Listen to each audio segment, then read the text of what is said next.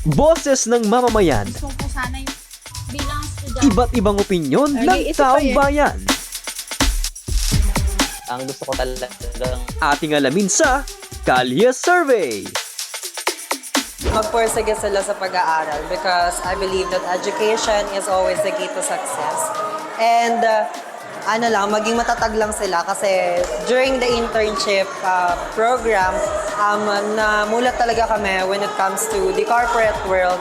And I believe na kailangan lang nilang tatagan at saka matutong makisama sa mga host agencies nila.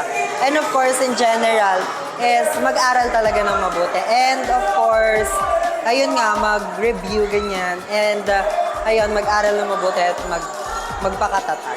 Enjoyin nyo lang yung mga natitirang mga years or months nyo dito.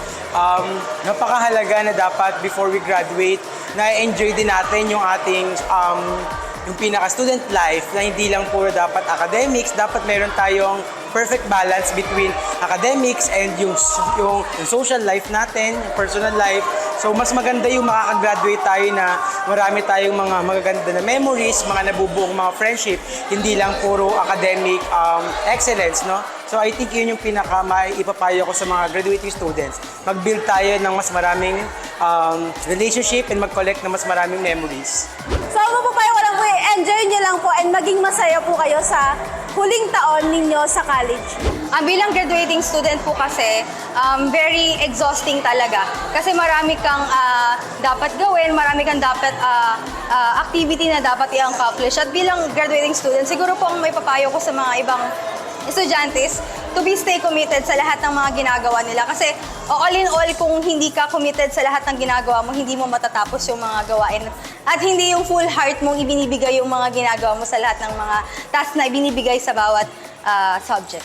The best advice is keep going. Kasi sa buong semester, lalo na pag last semester, ang dami talagang gawain and talagang nakakaubos ng pasensya. Yung tipong talagang gusto mo na talagang sumuko. But yun nga, keep going kasi yung mga challenges or struggles na nangyayari sa isang estudyante pag graduating ay isa lamang talagang pagsubok na kailangan talagang alam niyo yun, yung kailangan talagang paglagpasan para nang sa ganun makita mo pag ayan, naakit ka na sa isang graduation site, talagang mapipil mo na yung mga hard works or mga sacrifices na ginawa mo bilang isang estudyante ay na-fulfill mo or isang worth it talaga na achievement para sa sarili. Palagi pong matutunan mag-relax, huwag po masyadong i-pressure yung sarili sa deadlines po ng maraming bagay. Although ang deadlines dapat nag-a-adhere tayo, pero learn to enjoy the process po, yun.